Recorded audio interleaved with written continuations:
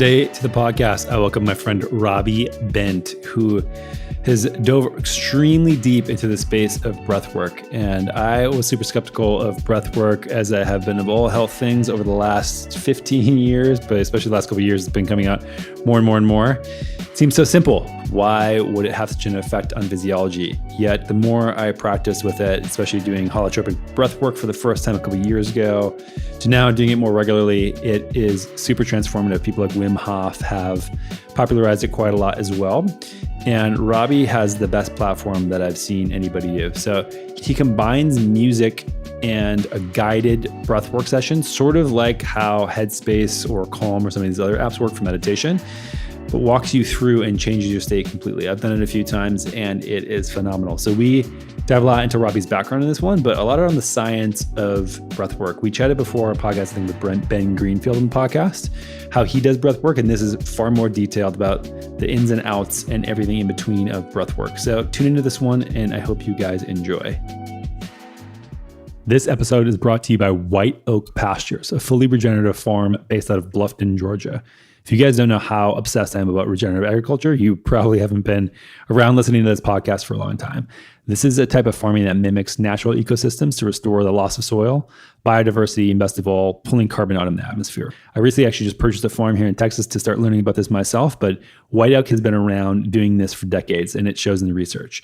They actually recently got a study done showing that for every pound of meat that you eat from White Oak Pastures, you're actually putting 3.5 pounds of carbon back into the soil.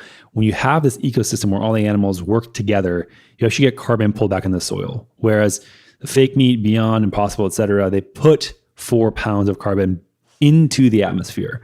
So if you're gonna really do any sort of choice for the environment or for your own health, this is the way to do it. These are the types of farms to support.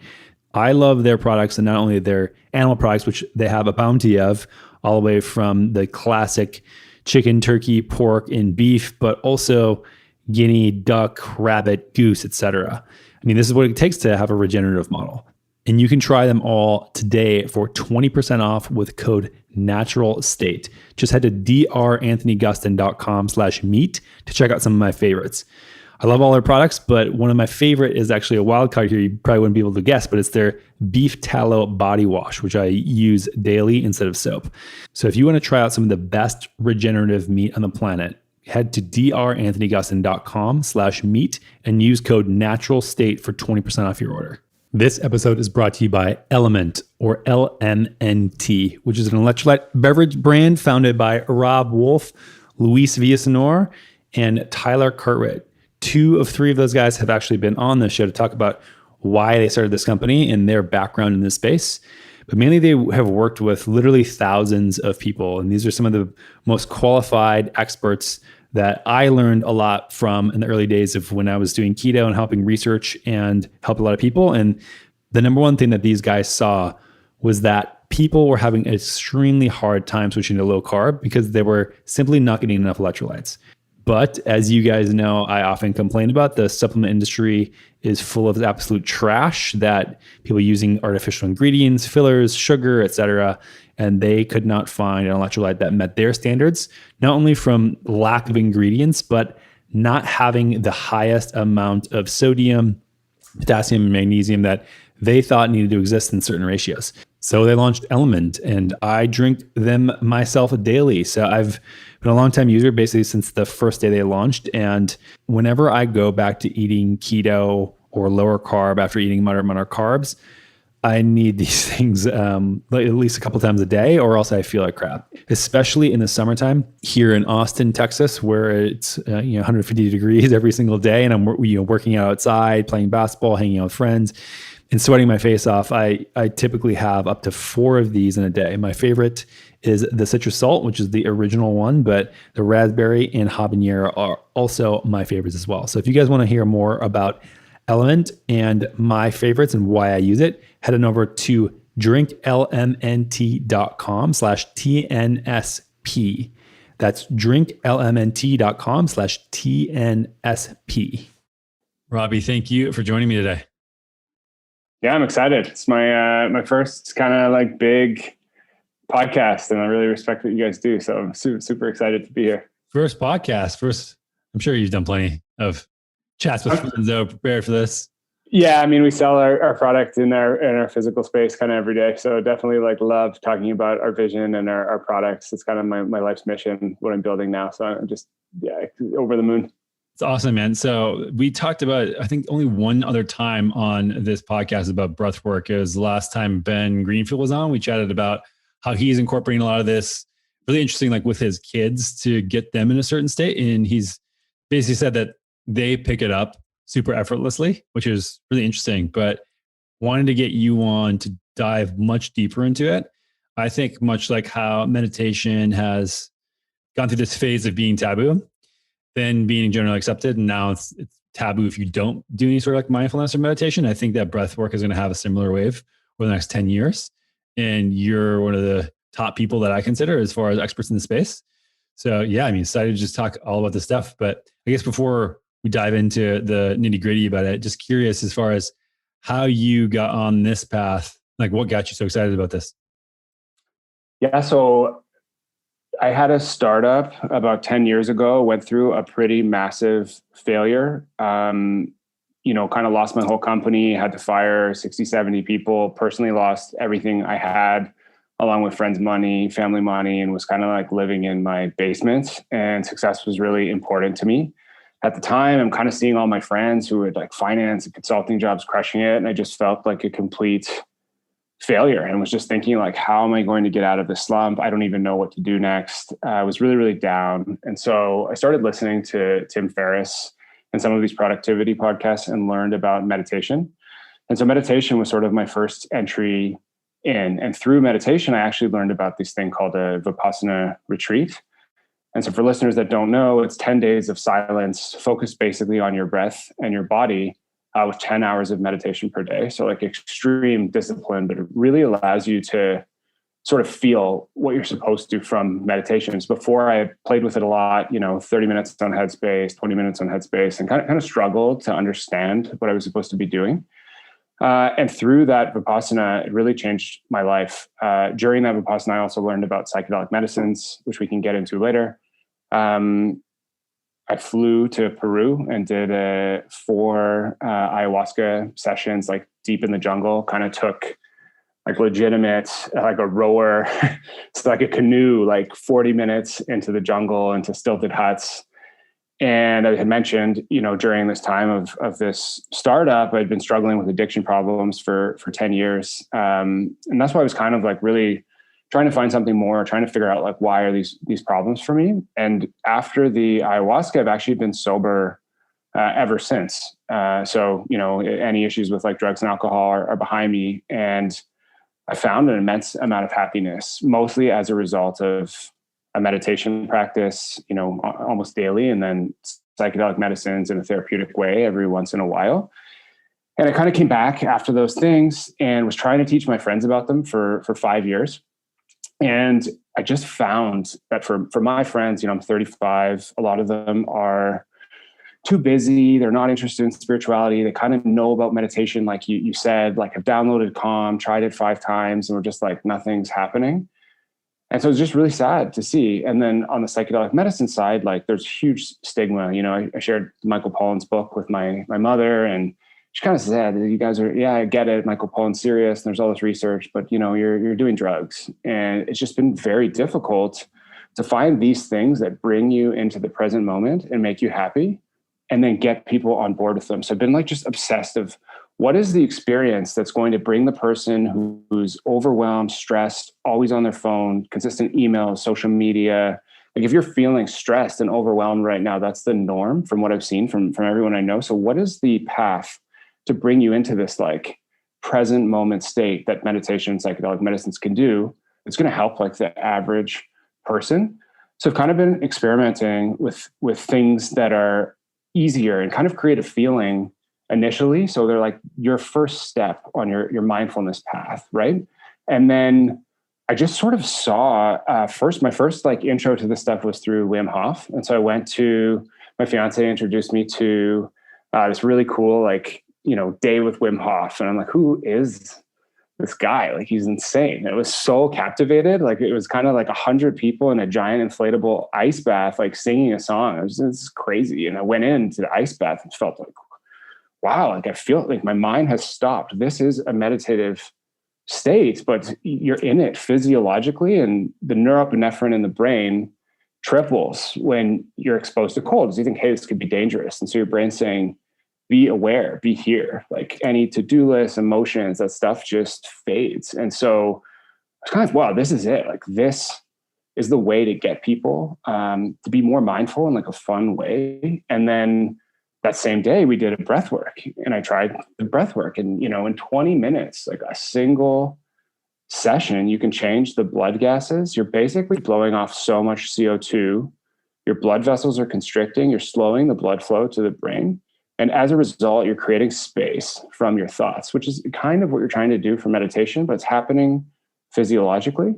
And so just like, wow, like I feel this. And so I was kind of obsessed with just, you know, showing this to people, because when they tried it, the same people that I'd had trouble getting into like meditation and psychedelic medicines, they were finding access and like feeling it in this one session and sharing it and like feeling gratitude.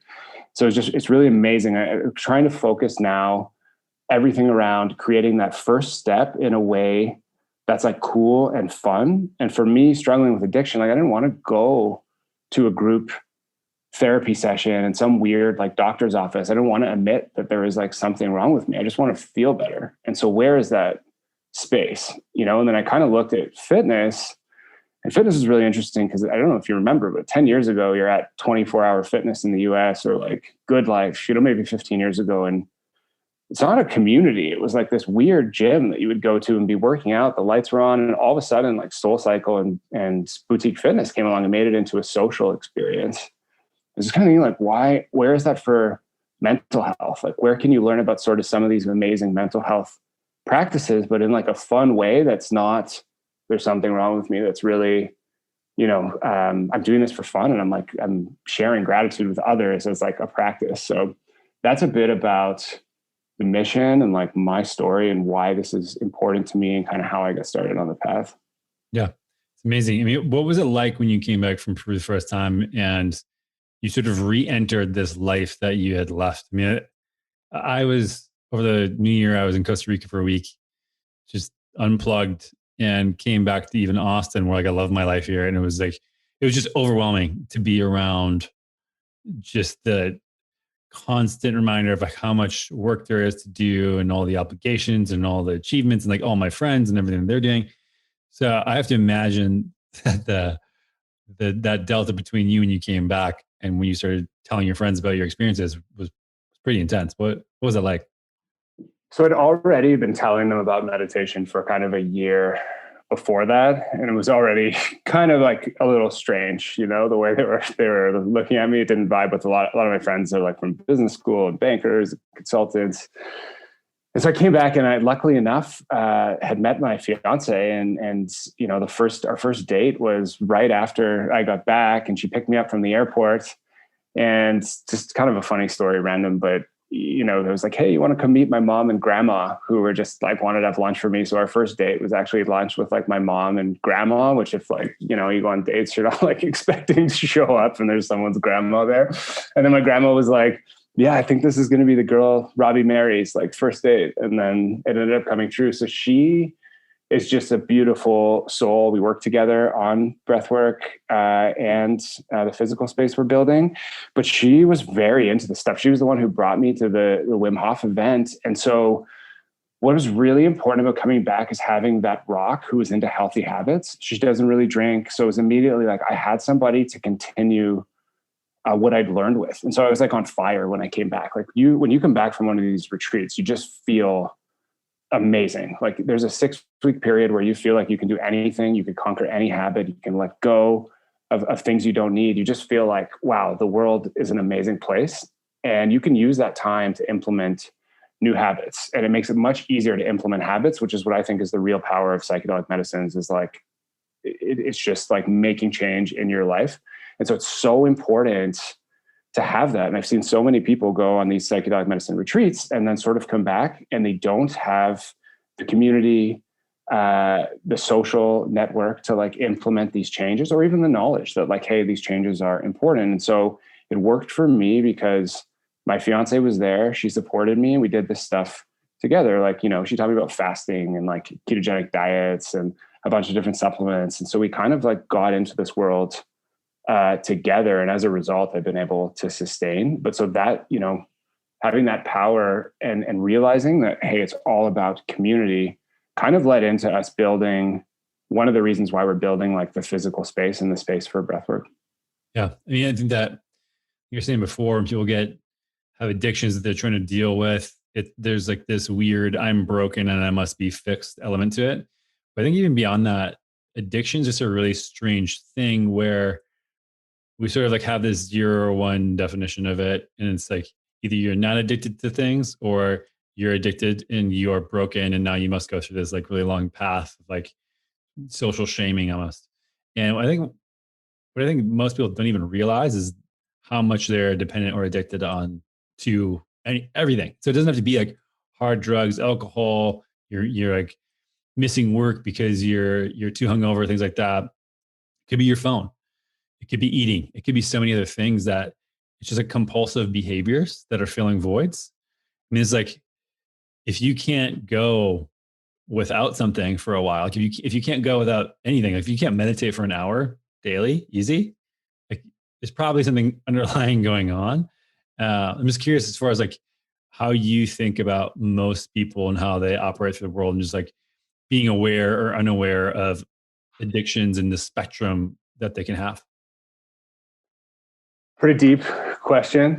We could talk about this for a long time. And so I've thought just a lot about this because it was something. So I have, you know, ADHD. It makes me very seeking of like pleasure behaviors. And now, you know, I'm somewhat have replaced those older addictions with healthier addictions, but they're still like, I want to build stuff. I like to work. So I get excited. I get up, I have my cup of coffee. I'm like ready to go. And I'm just cranking like turbo mode and it feels so good and like empowering, you know, but same thing, like end of day comes, I've been fasting. I want to eat some unhealthy food because I know it's going to make me feel better around the TV. And because I've had stronger addictions that were unhealthy, it's like very easy to notice these patterns and like what they feel like. And I'd say like 95% of people have no idea. It's like, why do I want to call and gossip to a friend?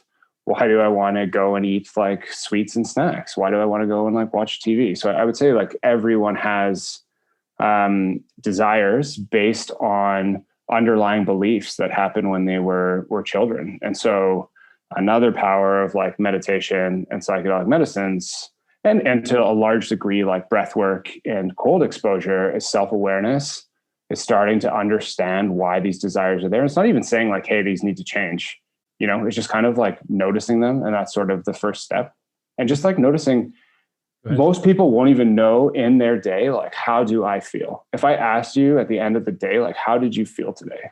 0 out of 10. I guarantee you it's like, actually, like, what was I grateful for today? What didn't work? What emotions were triggered?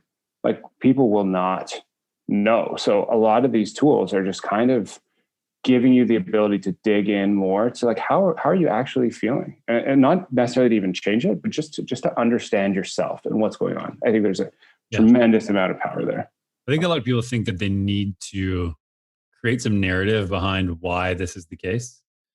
I think the power, like you said, is just creating, even if it's a sliver of space between what you're doing automatically day to day and what your compulsions or desires are and acting on those. And psychedelics, like you said, can create a giant gap. Meditation, breath work. I mean, I think there's a lot of things. But yeah, it's like you don't need to go so deep. I've seen so many people have so much benefit instead of thinking like, oh, well, I had this trauma and like back when I was a kid, now it's manifesting in these ways. Like I think just creating space restarts your gears and allows you to reanalyze or like, how do I want to set up my life? How do I want to create habits and change them differently? And so you don't have to do psychedelics. You don't have to do any of these, like different things work better for different people. But you know, it really matters what you guys are doing is making it approachable, making it fun and cool. Instead of trying to, again, think about it like, oh, I'm addicted to something, I'm broken. I think it's just a human condition and sort of like the way that our society is set up now. Like everybody has some degree of this. And if you're in the Western world, or you live in a city, especially, and it's like you're broken. It's just, this is a ramification of how society is set up now. And having some of these places to interject a little bit of awareness, I think, is key to be able to have a more intentional life. I 100% agree. The other interesting thing for people are listening is just, when is the last time you were bored? And 30 years ago, it's very common for most of the day. Like, you work, you go home, you're bored. You're kind of sitting there. Maybe you're listening to music on the radio, on the way home, but there's a lot of time for your mind to reset. And so nowadays there's zero. And so, like, you check your phone, it's a dopamine hit. What happens when you have a dopamine hit? Your brain actually doesn't know that it's not in a real stressful situation. And this is why breath work is super important. But your heart rate speeds up. You start breathing in the top of your chest. You send additional blood flow to your brain. You're preparing for a stressful situation. Over time, that actually changes your breathing patterns. So we're just stimulated like 95% of the day. So you feel like jittery. I need that coffee. You feel overwhelmed all the time, and you don't know why. It's because you're stimulated, too stimulated, you're breathing. And so, whether it's meditation or breath work or any of these things, just a walk. Like, if you go for a 30-minute walk, no podcast, maybe some music, and just allow your brain to reset, like, fantastic, right? Free, super easy at home. You don't have to have like the meditation practice, like a simple, like, even I work with a coach and she's just like, yeah, like, take 1 hour a day to do nothing, and I found when I do that, it just like provides some space. And so all these things provide like different levels of space. But to your point, you don't need to get caught up in like, I can't go on the psychedelic medicine trip, or it's illegal, or I can't go to a 10-day Vipassana. It's just like, go, 1 hour. So much value in even that, or even like a cold shower, 30 seconds, like tons of value in space. I fully agree. Yeah. So let's chat a little bit about the actual biological effects of breath work. I mean, you touched on it just a little bit here, and you said before, you actually change the gases in your body, things like that. So it's curious as far as like the science behind breath work and what we know so far. Yeah, so I think there's an amazing book by James Nestor, building on a lot of research from this guy, Konstantin Buteyko, and then Patrick McKeown. So like some people to definitely check out. We can put them in the show notes, but Breathe by James Nestor, and then Oxygen Advantage by Patrick McKeown. But there's this measure called CO2 tolerance. It's basically a receptor in your brain that's measuring the amount of CO2 in the body. And over time, right, we've started over breathing. And so when your body hits a certain amount of CO2, your brain says, hey, exhale, breathe out. And that's what's happening with breath. Now, over time, because of all this increase in stimulation, this increase in our fight or flight system requirements, increase in stress, we start breathing faster. As a result of eating acidic forming foods with changes in diet, we blow off more carbon dioxide as well to balance our body's pH. So there's all these reasons why due to environmental changes in the last 100 years, we're breathing too much. And as a result of breathing too much, the CO2 tolerance goes down. Okay. And so as it goes down, it means that, the less CO2 we have in our body. Now, why is this important? When you breathe in, what's happening? You're breathing oxygen. It's coming into the lungs. The blood is picking up that oxygen and moving it towards the organs, the brain. It's allowing tissues to function in a healthy, effective way. Now, when you don't have enough CO2 in the body, the blood holds on to that oxygen, doesn't let it go. So counterintuitively, if you don't have enough CO2 in your body, you're not able to utilize oxygen effectively. So there's this thing called CO2 tolerance, which is just measuring like one inhale, one full exhale, and then how long you can hold your breath. And if you're under 20 seconds, like when you first wake up in the morning, it means your breathing is like pretty off. Kind of elite would be around like 40 seconds. That's what you should be aiming for.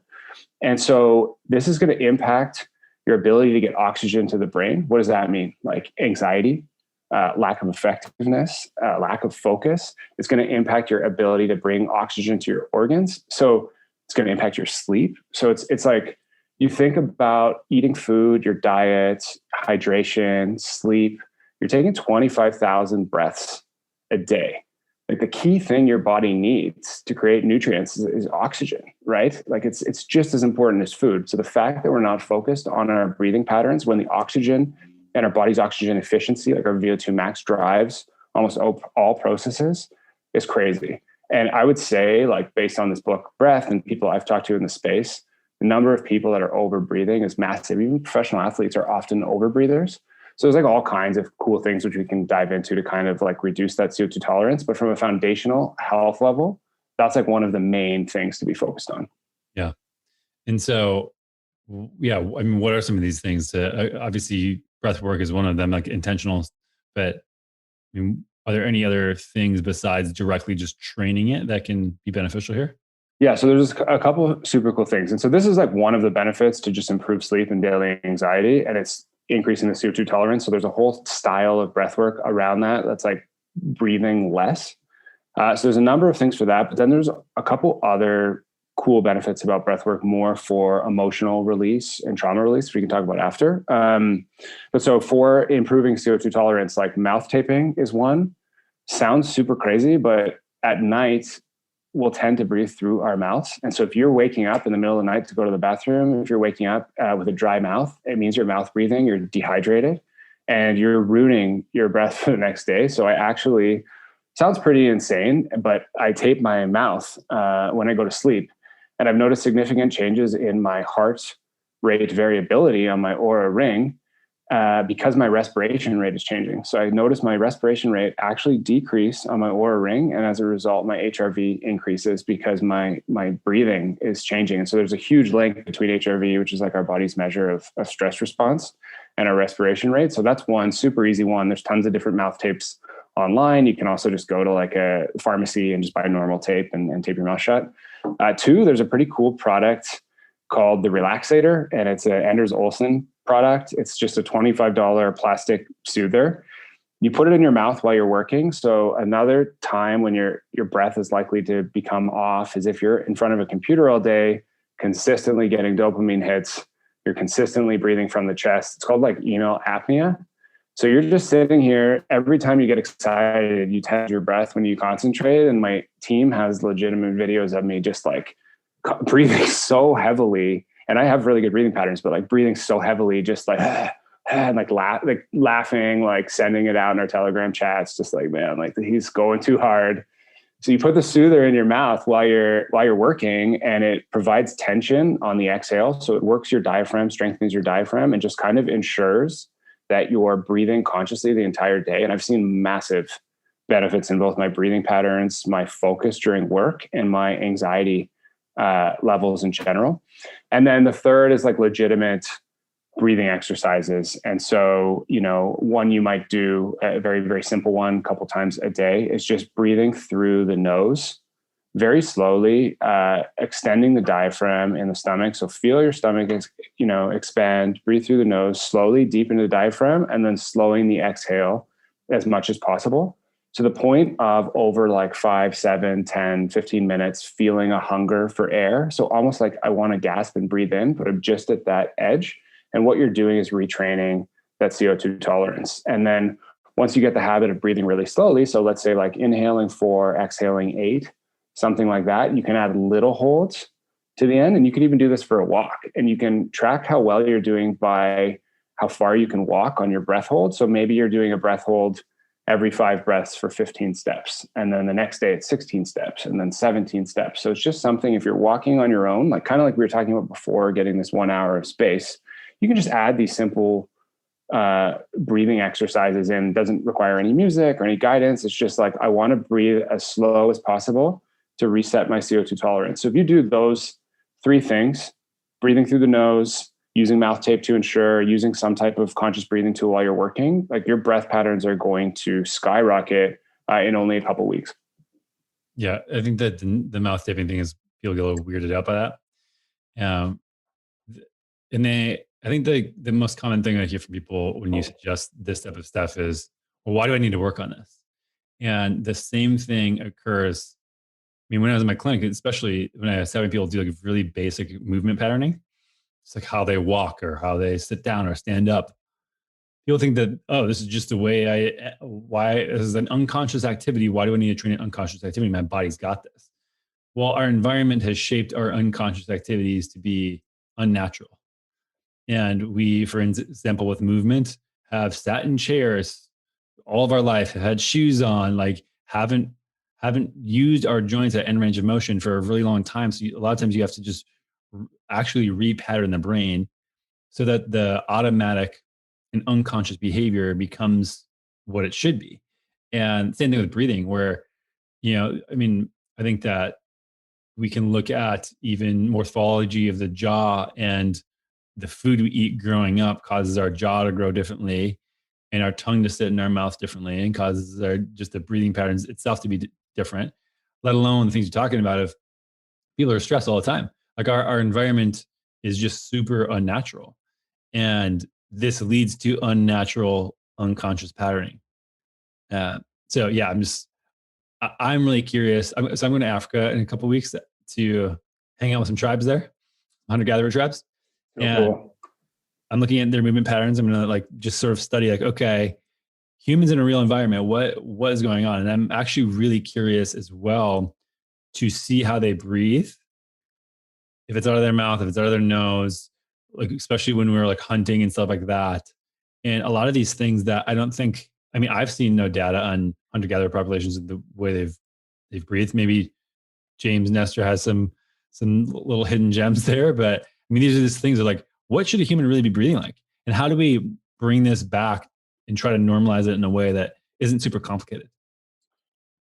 So I think a lot on that question. So there is some data that like hundreds of years ago, hunter-gatherers had perfect teeth because their jaws were large enough. And in only 3 generations, like, so not in evolutionary time, but on biological and evolutionary time, but in just like physical time, our jaws have changed because we don't chew as much and we're eating tons of processed foods that are very acidic forming. So our breath patterns are just completely out of whack because we're eating too much processed foods, which means we have to blow off too much carbon dioxide. We breathe faster. And then our mouths and jaws have like gotten significantly smaller, reducing our airways. So it'd be super interesting when you go is to check their breathing patterns, check their jaws.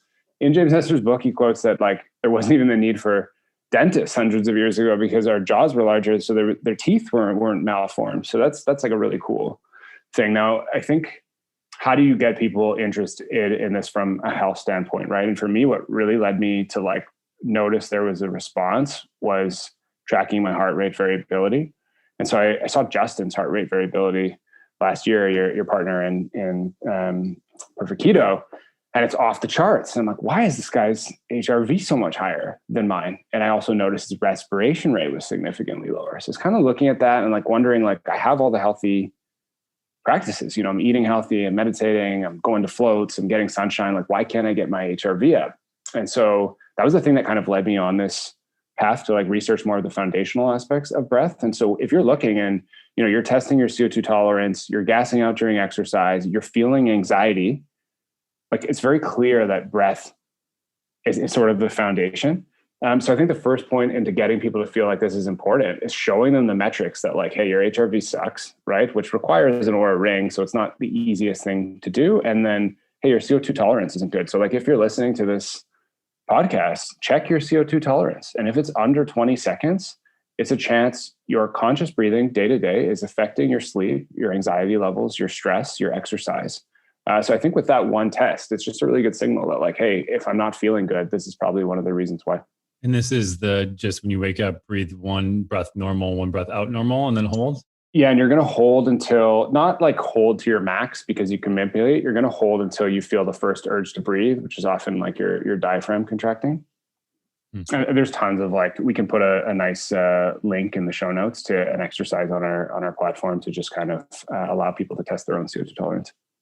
So as far as the HRV improvement you got, what was it like before and after? Yeah. So before I was averaging kind of like 40. And in the last 3 months, I've really been I've been really diving in more on the foundational side. So I started my breathwork pattern with boosting the fight or flight system using kind of Wim Hof and Tumo styles, holotropic styles, which we can talk about. And then as I've learned more about it, I've started now working on this like CO2 tolerance, which is sort of a different thing. It's kind of like your day-to-day foundational breathing.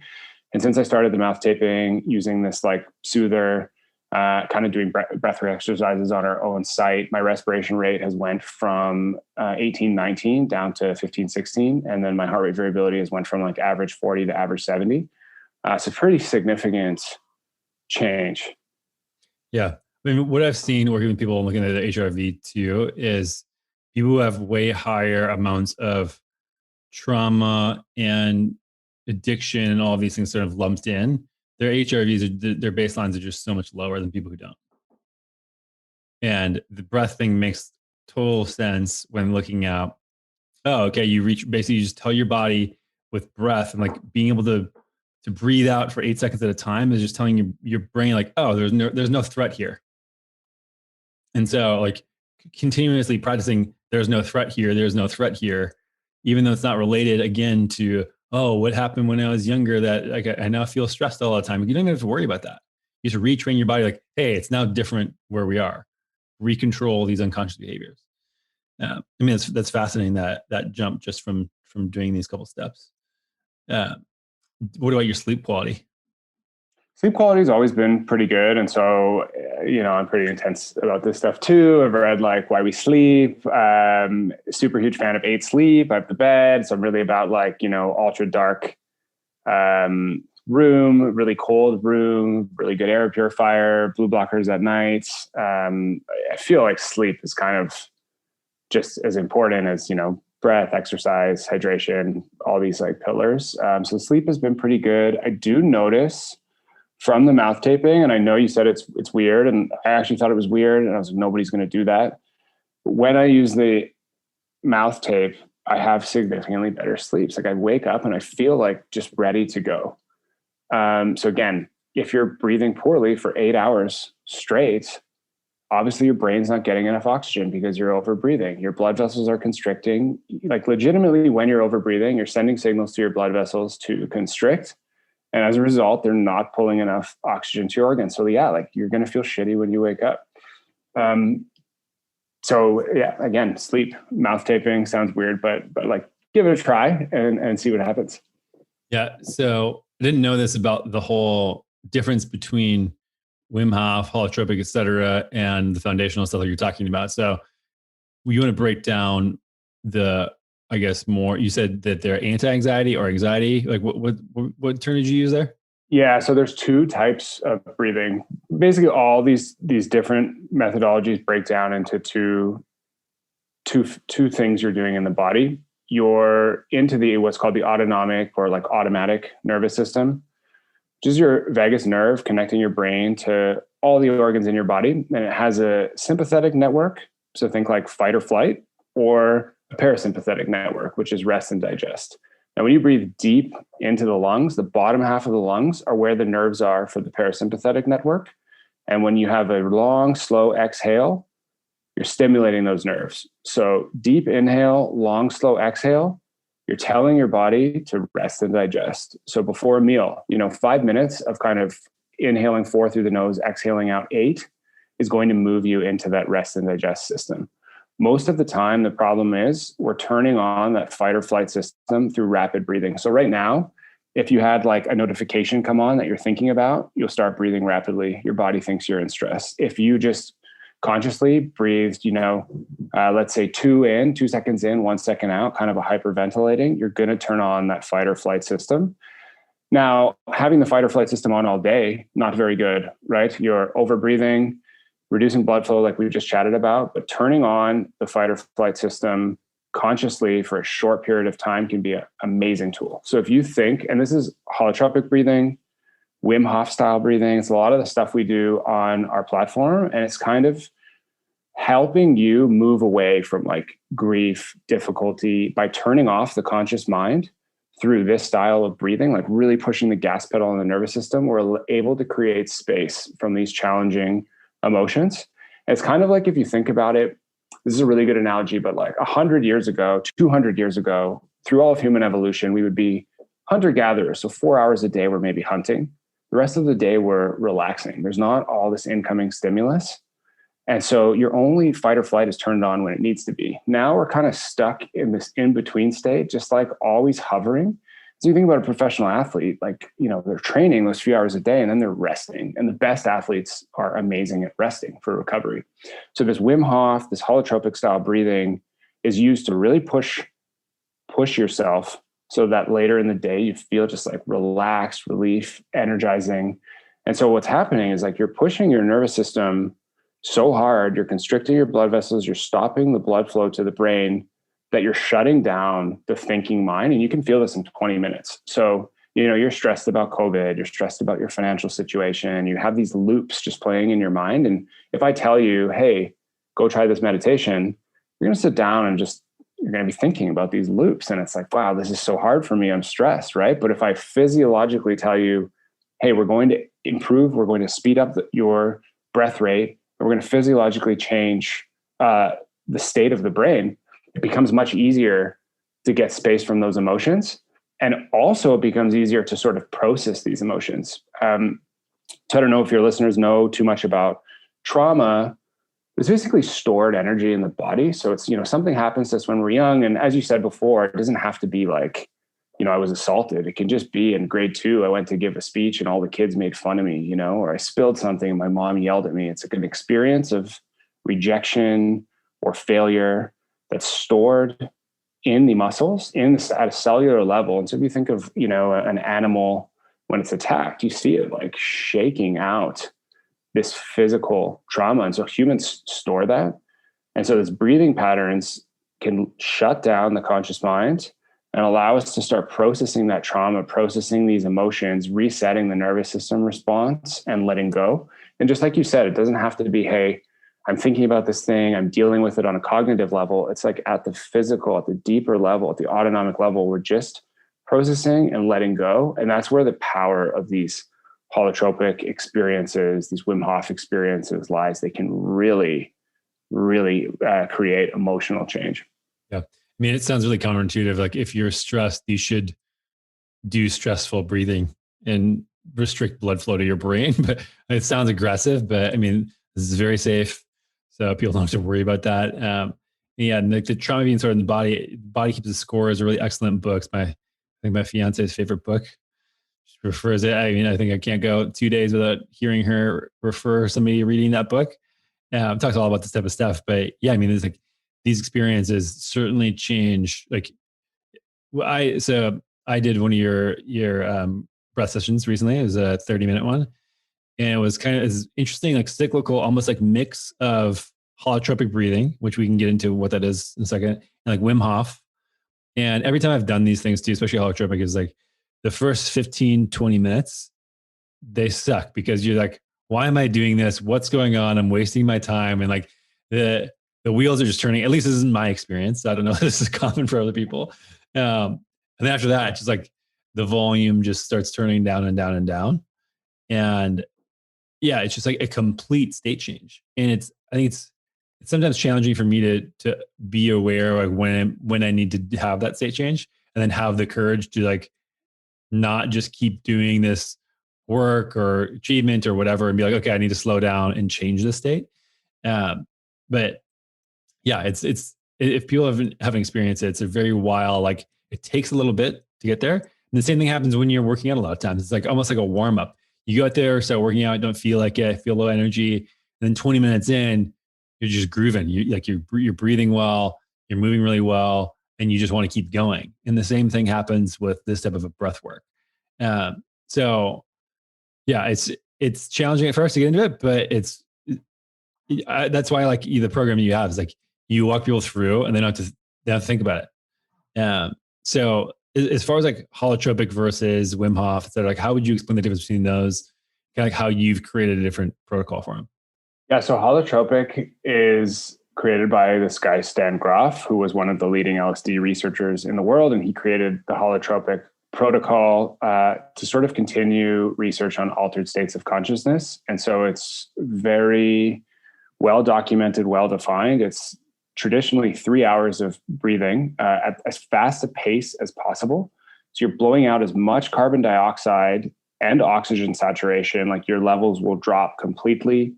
you're reducing blood flow, you're shutting down blood flow to the brain. Some people say it's like mimicking almost a near-death experience. They don't know exactly what's happening, but that's kind of, it's a full mental reset. Now, as you said, it's extremely strenuous. So it's 3 hours long. And then you also have to sit with somebody else. It's a beautiful experience, but it's not super accessible. It's pretty expensive. It has to be done in person.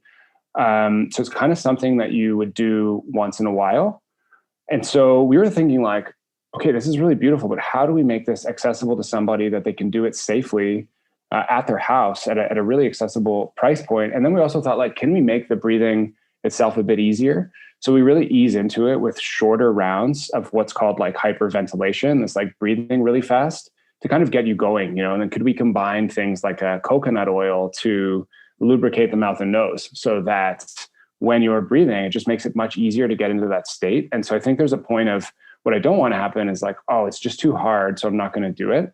And so we did a couple of things. We paired like really, really beautiful music. We're working with a number of DJs to kind of custom create like some amazing music. One is this DJ Flying Colors from it's a Burning Man DJ. And it's kind of creating a lot of excitement around it and moving it more from like, hey, this has to be such a deep trauma releasing experience to something that like, hey, this is more the equivalent for the mind of a spin class or a HIIT workout or a boxing session where I'm going to do it and I'm going to feel great and it's going to be fun. And so the music's phenomenal. The guidance, like the getting into it at the start is a little bit easier than some of these other protocols. It still allows you to go pretty deep, but it's just a nicer onboarding. And then we've also scripted using, some self-hypnosis scripts, some NLP scripts, really beautiful visualizations, because once you're in that state where, the brain, the thinking mind is shut down, you're like primed to receive emotions. So we've written a lot of beautiful scripts around like creating gratitude in your life,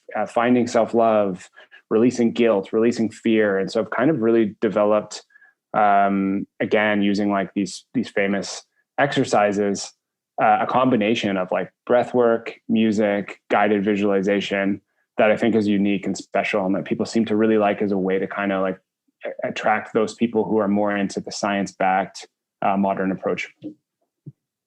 Yeah, it just makes it so much easier.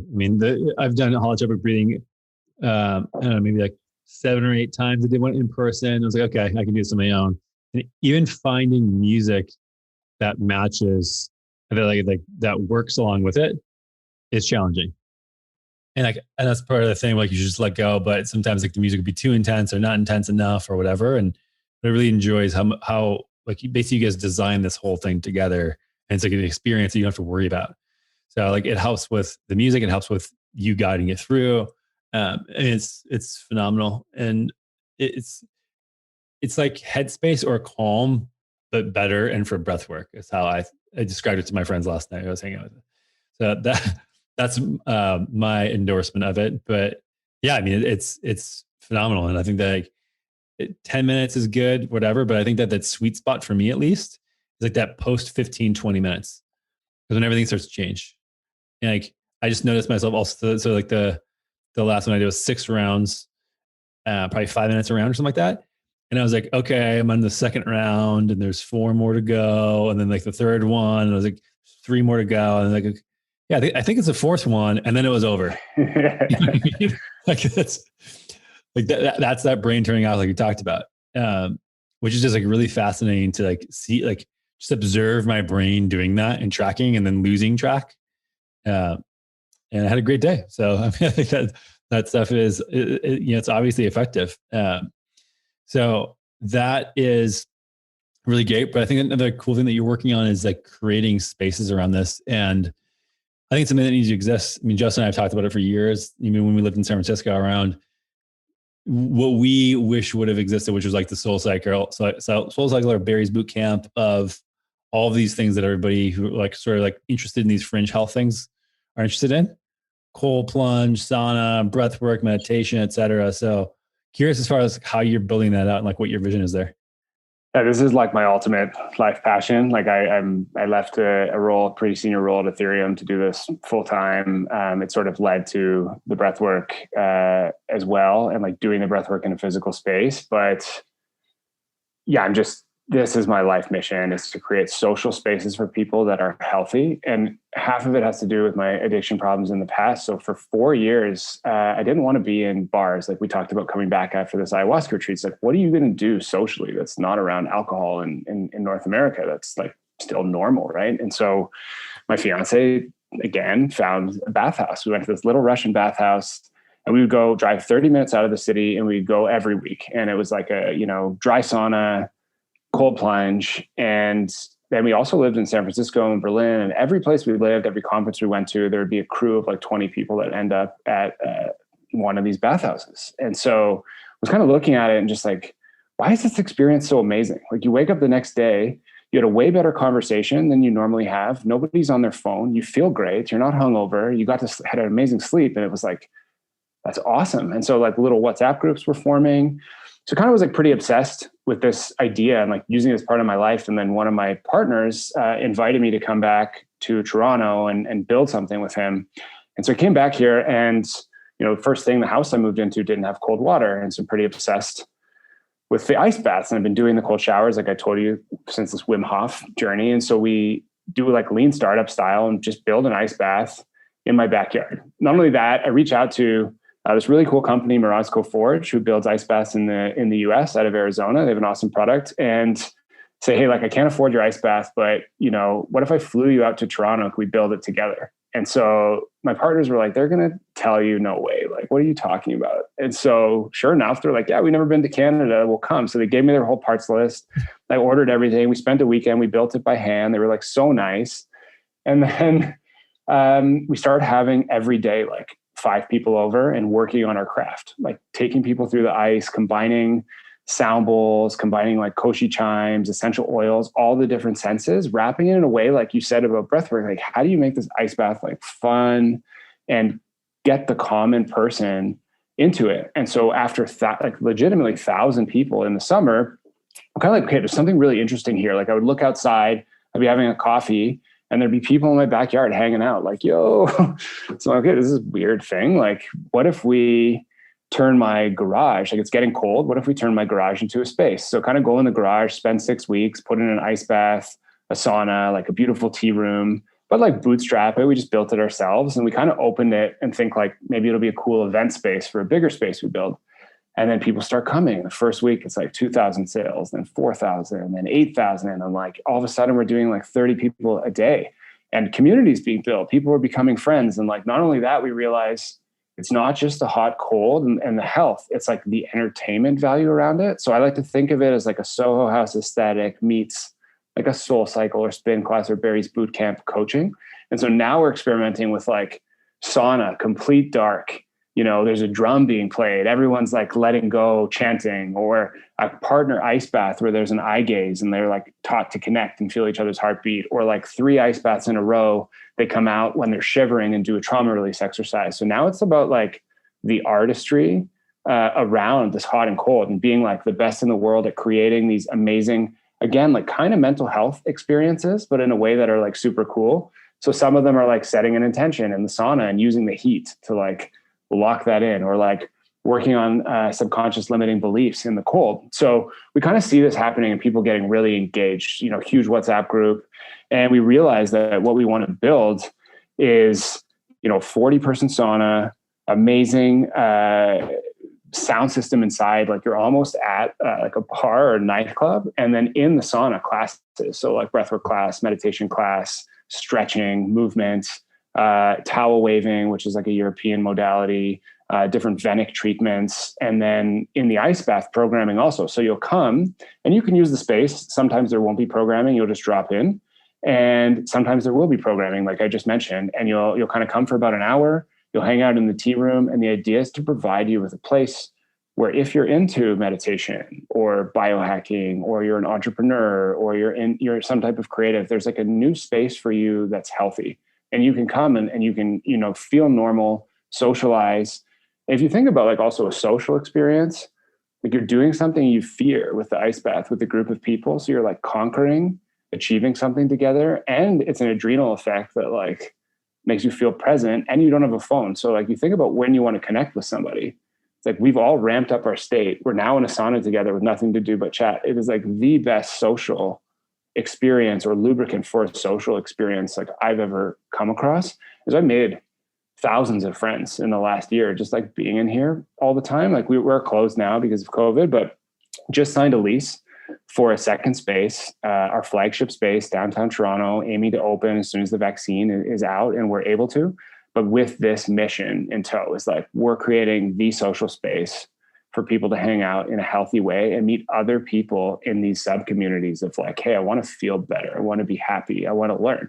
And there's nothing about, spirituality or meditation that we're selling. We're really just selling like a fun time with a good aesthetic. But then when people come and they get in the ice and they get in the sauna, they start to learn like what's next. And like, okay, well, what's next is breathwork, what's next is the community. And so everything we're doing is like that gateway into the present moment. And so I couldn't be more excited about building this out.